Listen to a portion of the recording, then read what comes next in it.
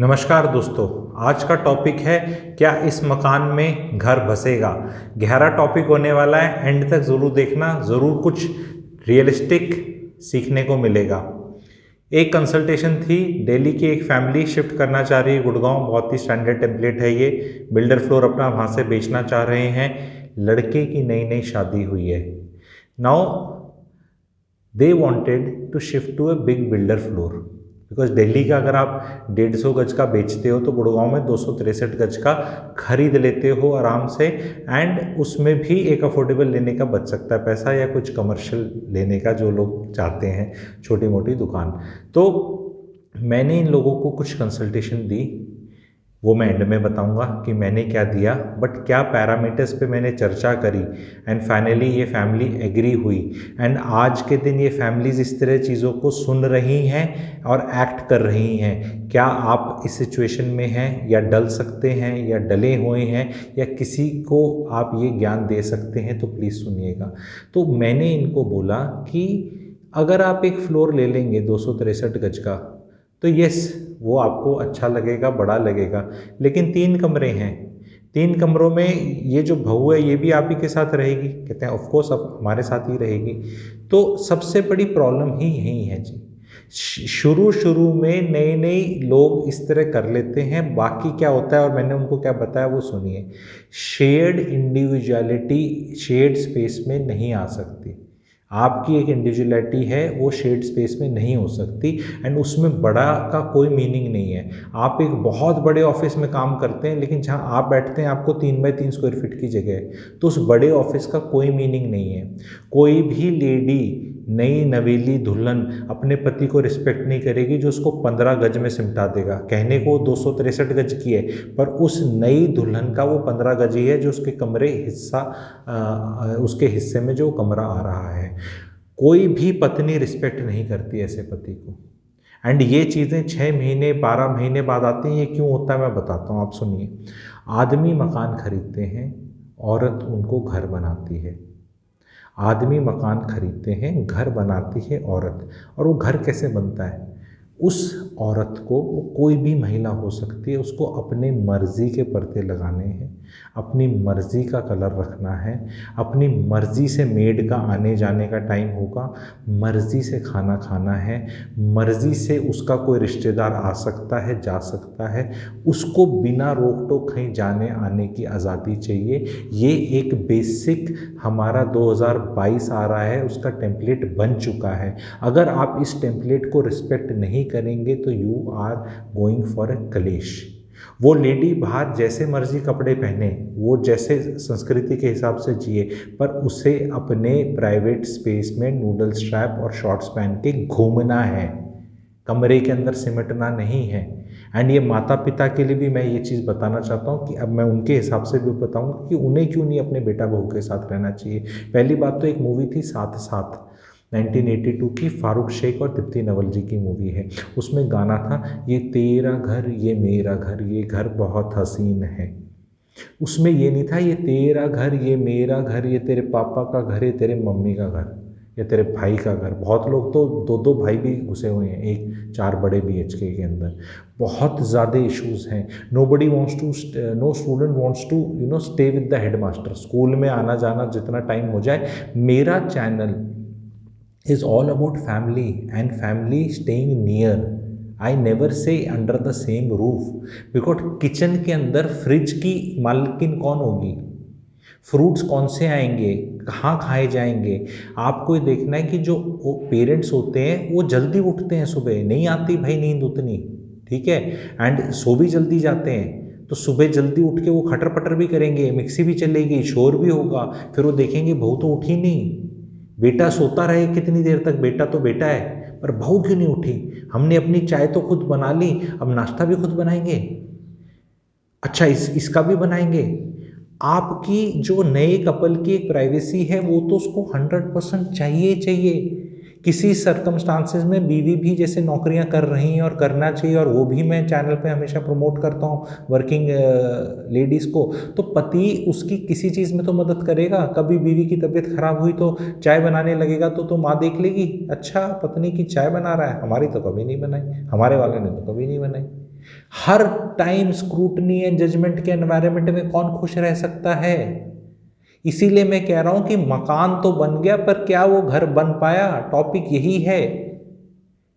मैं बहुत देखता हूं उस हर घर में उस तरह, जब एक दीवार के, एक छत के नीचे रहते हैं, अलग अलग हैं, तो मैं उसी का सोल्यूशन की तरफ भी जाऊंगा, तो उसमें टेंशन हमेशा सिमर करती रहती है। सिमर अंग्रेजी का वर्ड है, I hope people will understand. Simmer मतलब वो उफान पे ही रहता है कि दूध अभी गिरा, अब गिरा, वो टेंशन है उसमें।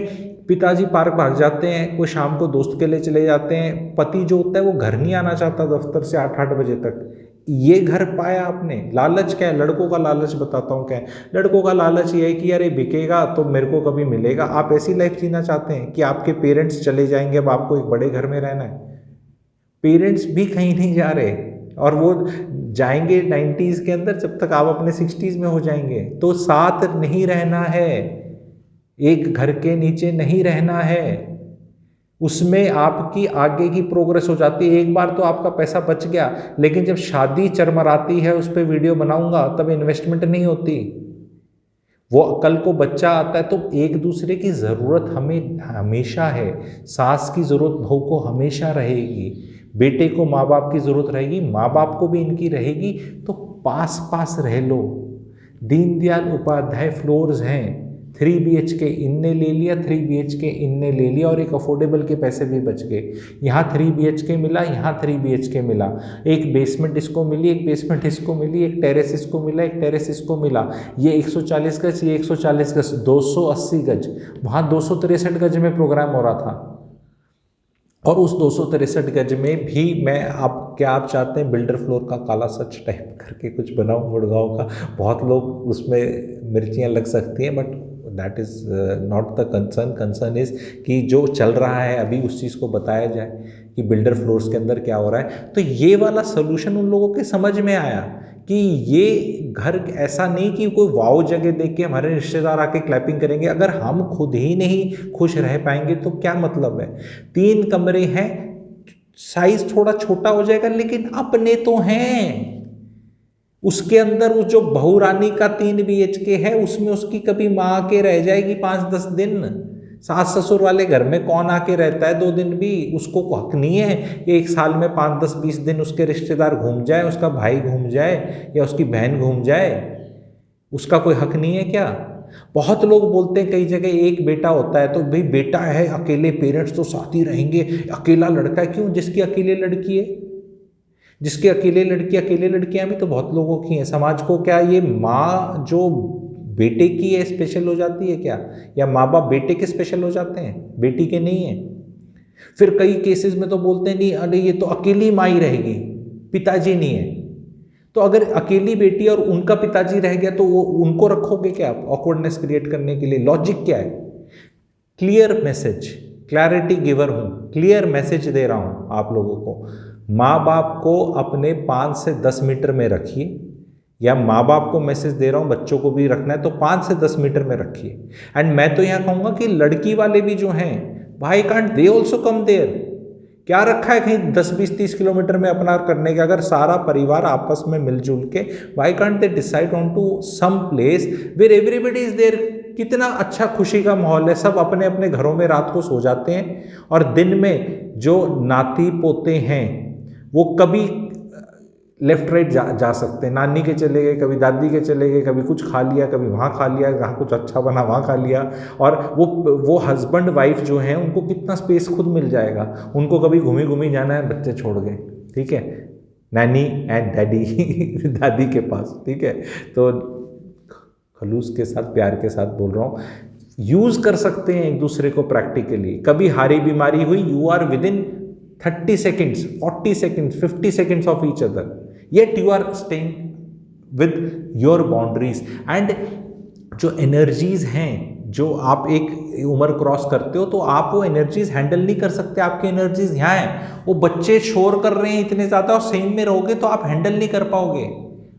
वो जो आपके पोता पोती है ना, एक टेम्पलेट में अच्छे लगते हैं, ये भी बता रहा हूँ कि भाई आए, नहाए धोए थे, गोदी में ले लिया, ओ कर लिया, वो थोड़े क्यूटनेस जैसे से आपके बच्चों की कम हुई तो कम उस तरह रखते, तो पोता पोती की भी क्यूटनेस कम होती है टाइम के साथ। शुरू में एक टाइम बहुत वो आता है, उसके बाद you need your space. If you are in 60s 70s you need your space. And एक चीज़ और बता रहा हूँ, आप लोग बताना इस चीज़ से आप ये इत्तेफाक रखते हैं, एक स्टेज के बाद 60s में हस्बैंड वाइफ एक कमरे में नहीं सो सकते। हस्बैंड खराटे भर रहा है, उसको कुछ अपना टीवी का प्रोग्राम देखना है, वाइफ को अपना कुछ देखना है, कोई वो आस्था चैनल देख रही है, वो हस्बैंड कुछ अपने और नेट जियो देख रहा है, कुछ और उसको इंटरेस्टिंग अपने हिसाब से लग रहा है। तो they also need different rooms. Now Deen Dayal is coming in, उसमें आपको 3 कमरे मिल रहे हैं और वो 75, 80, 90 लाख की चीज़ है। 70 से 90 lakh depending on your location, बहुत लोकेशन की मारा मारी है। 90 लाख 95 वाला ले लो, थोड़ी कम वाली चलेगी तो 75 लाख 72, 73 लाख वाला ले लो, that you decide. But question है कि अगर आपको एक चीज़ बेच के इकट्ठे नहीं रहना, कोई फायदा नहीं है। इकट्ठे इन द सेंस एक फ्लोर पे नहीं रहना, जब आप 2 खरीद सकते हो तो इसमें लोड भी नहीं आएगा। ये आइडिया आप लोगों को कैसा लगा, प्रैक्टिकली कैसा लगा? और जो आज के दिन बेसमेंट एडिशनल आ रही है, वो एक एडिशनल ओपन स्पेस की फीलिंग आती है, उसके अंदर भी जाके वर्क फ्रॉम होम कर सकते हो आप, कुछ भी इस तरह के काम कर सकते हो। तो message is very clear, please do not focus on the makaan, do not focus on the makaan कि हमारा कोई रिश्तेदार आके चेक करेगा कि हम खा रहते हैं तो हम 180/3 दिस फेज में रहते हैं। That is not the main thing. अगर आप वहाँ रहते ही, जैसे मैंने आपको पहले बताया, अगर आपकी गूगल की बिल्डिंग है या कोई और बहुत बड़ा ऑफिस स्पेस है और उसमें आपको तो एक टेबल जितनी जगह भी नहीं मिल रही, मुश्किल से लैपटॉप भी आप पता नहीं कहाँ रखते हो, इससे अच्छा तो एक छोटी बिल्डिंग में अगर आपको ऑफिस मिल रहा है और उसमें एक आपका अटैच टॉयलेट मिल गया तो that is a better space for you.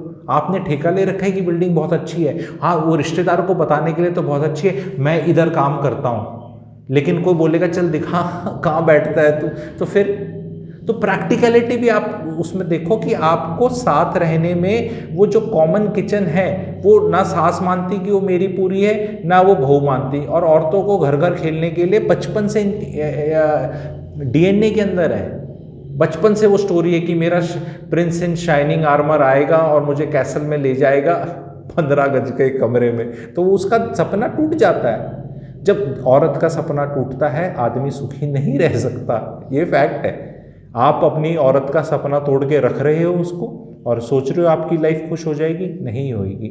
ना माँ खुश रहेगी, ना बहू खुश रहेगी, ना पिताजी खुश रहेंगे, ना पति खुश रहेगा। जब खुशी नहीं रहोगे तो काहे की रियल एस्टेट, काहे का वो सोल्यूशन, काहे का वो बड़ा, छोटा क्यों नहीं ले लेते?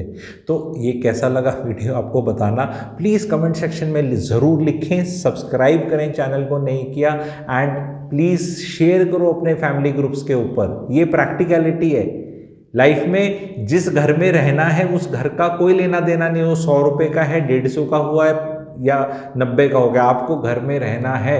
एंड घर में जब सुकून से रहोगे तभी वेल्थ क्रिएट कर पाओगे।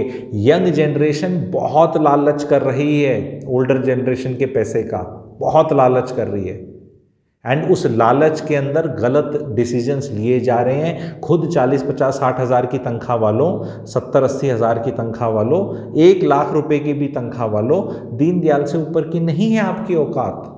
तो मत अपना 10, 20, 30 लाख का लोन लेके पापा के साथ साझा करके अपनी बीवी को 15 गज के मालकिन मत बनाओ उस 263 और 300 गज के बिल्डर फ्लोर पे। Please do not play this game. बहुत मैरिटल स्ट्रेस है, मैरिजेस टूटती हैं, उसकी कॉस्ट है। और आप अनहैप्पीनेस की कॉस्ट कैसे आंकेंगे? क्या रिटर्न्स में आंकेंगे कि ये अच्छा था वो बुरा था? प्रॉब्लम आई अंडरस्टैंड होती है कई जगह दिल्ली वालों के पास, बिकॉज वो उनको ये मिलता है, वो किस तरह करें, बट वो एक अलग इशू है, उस पर अलग से मैं वीडियो बनाऊंगा, अलग से समझाऊंगा। पर मोटा मोटा आपको अगर ये मैसेजिंग ठीक लगी, समझ में आई, अच्छी लगी, तो आई विल रिक्वेस्ट कि लाइक करें और प्लीज़ कमेंट सेक्शन में इस चीज़ को ज़रूर लिखिएगा। Thank you very much.